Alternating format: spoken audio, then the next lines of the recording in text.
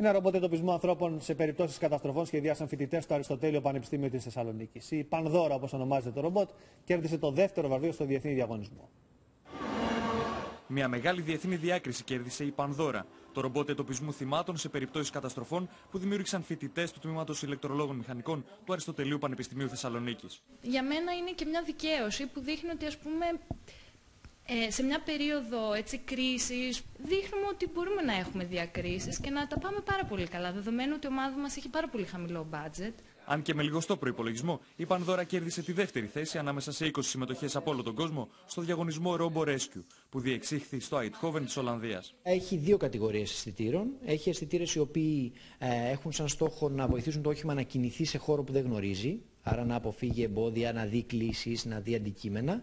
Και έχει και αισθητήρες οι οποίοι έχουν σαν στόχο να βρουν θύματα.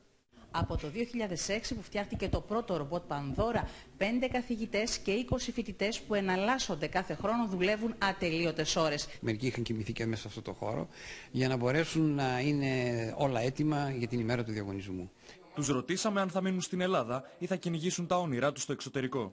Μάλλον και εγώ σκέφτομαι να φύγω στο εξωτερικό, αλλά δεν έχει και αυτό μάλλον τόσο πολύ σημασία. Δηλαδή και εδώ πέρα να θέλει κάποιος να δουλέψει, άλλο είναι να έχεις δει 5 πράγματα θεωρητικά στα χαρτιά πώς είναι και άλλο να τα έχεις δει πρακτικά πώς είναι στη δουλειά. Επόμενοι στόχοι των φοιτητών να εξελίξουν ακόμη περισσότερο την τεχνογνωσία τους, κάνοντας το ρομπότ Πανδώρα ακόμα πιο ευκίνητο και αποτελεσματικό.